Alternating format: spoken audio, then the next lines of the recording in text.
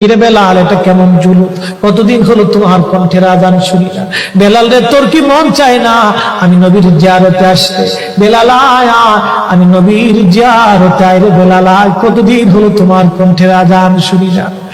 স্বপ্ন যখন নবীজি দেখাইছে, এ মুসলমান, হযরত বেলাল সুদূর সিরিয়ার দামেস্ক থেকে পাগলের মতো দৌড়াইলেন, পাগলের মতো ছুটে আসলেন। যখন মদিনাতে আসলেন তখন তাহাজ্জুদের সময় চলতেছিল। তাহাজ্জুদের সময় চলার সময় হযরত বেলাল রাদিয়াল্লাহু আনহু কাঠের জালি দিয়ে তখন রওজা শরীফ ঘিরে রাখা ছিল। ওই জালির পাশে বসে বসে জালির সঙ্গে মাথা ঠেকাইয়া নবীর পাগল বসে বসে গুনগুন গুনগুন করে কাঁদে আর বলে, হুজুর আপনি আসতে বলেছিলেন, গোলাম এসে হাজির হয়েছে। নবী গো, আযান দিতে বলেছেন, আমি আযান দিলে আপনি আগে নামাজ আসতেন, এখন আযান দিলে কি নবী আপনি নামাজে আসবেন? হুজুর এখন আযান দিলে কি আপনি নবী নামাজে আসবেন? নতুন মুয়াজ্জিন আসছে আযান দেওয়ার জন্য, এসে দেখে নবীর মুয়াজ্জিন বেলাল কাঁদে। ডাক দেখে মদিনাবাসী শুনছো, নবীর মুয়াজ্জিন ফিরে এসেছে, বেলাল আসছে, বেলাল ফিরে আসছে। এই কথা শোনার পরে সব সাহাবী ঘর থেকে বের হয়ে দৌড়ায় এসে দেখে বেলাল কাঁদে। সাহাবীরা বলে, বেলাল আযান দাও, কতদিন হলো তোমার কণ্ঠের আযান শুনি না। বেলাল আযান দাও, কতদিন হলো আযান শুনি না রে বেলাল। বেলাল বলে, সাহাবীরা রে, আমি আযান দিলে কি নবী নামাজ আসবে বলো? সালমান ফারসি রাদিয়াল্লাহু আনহু ডাক দেখে, সাহাবীরা আমাদের কথাই বেলাল আযান দিবে না, তোমরা যাও দেখো হাসান আর হুসাইন দুইজন ঘরের মধ্যে আছে। ইমাম হাসান হুসাইন রাদিয়াল্লাহু আনহুমা যদি বলে তাহলে বেলাল অবশ্যই আযান দিবে। সালমান ফারসির পরামর্শে সাহাবীরা দৌড়ায় গেলেন।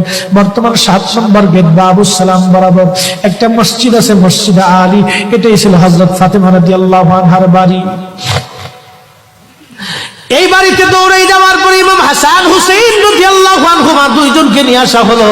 দুইজনকে নিয়ে আসার পরে হযরত ইমাম হাসানকে দেখতে আমার নবীর মতো দেখা যাইতো, চেহারাটা রাসূল করিমের চেহারার মতো ছিল। নাতি দৌহিত্র নানার চেহারা পেয়েছিলেন, ইমাম হুসাইন ও নানার সুরত পেয়েছিলেন। দুই ভাই নানার সুরত পেয়েছিলেন। হযরত বেলাল রওজা শরীফ থেকে উঠে হযরতে হাসানের বুকের মধ্যে মাথা ঠেকায় কাঁদতেছে, ইমাম হুসাইনের বুকের মধ্যে মাথা ঠেকায় কাঁদে। হযরত ইমাম হাসান ডাক দেখে, নানার মুয়াজ্জিন, কতদিন হলো তোমার কণ্ঠে আযান শুনি না।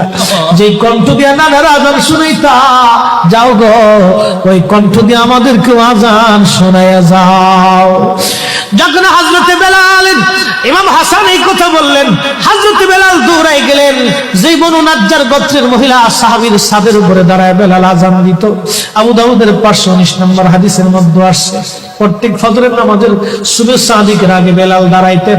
দাঁড়ায় আযানের আগে বলতেন, আল্লাহুম্মা ইন্নী আহমাদুকা ওয়া নাস্তাঈনুকা আলা কুরাইশিন ইউকিমুদ্দীনাক।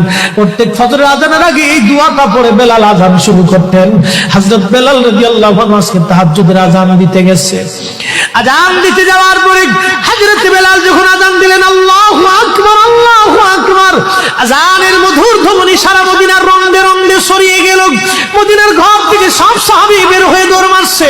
আবার যখন বলেন আল্লাহু আকবার, আল্লাহু আকবার, সব সাহাবী, মহিলা, বৃদ্ধ, বনিতা ঘর থেকে বের হয়ে দৌড় মারছে।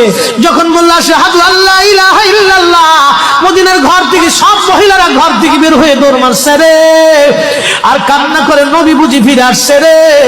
আবার যখন বলেন আশহাদু আল্লা ইলাহা ইল্লাল্লাহ, তখন মদিনার মানুষ কান্না করতেছিল, গুন গুন গুন গুন করে কান্না করে। মদিনার ভিতরে আওয়াজ বের হয়ে গেল, নবী বুঝি আসছে রে, নবী বুঝি ফিরে আসছে রে, নবী বুঝি ফিরে আসছে রে, নবী বুঝি আসছে। হযরত বেলাল যখন বলেন আশহাদু আন্না মুহাম্মাদুর রাসূলুল্লাহ, মদিনার মাটিগুলি থরথর থরথর করে কেঁপে উঠছে রে। মদিনার মানুষের কান্না বেড়ে গেল। হযরত বেলাল অজ্ঞান হয়ে জমিনের মধ্যে পড়ে গেলেন, তিনি বেহুশ। নবীর আশিক বেহুশ হয়ে গেলেন। বেলালের মতো আশিক যদি আমরা হইতাম।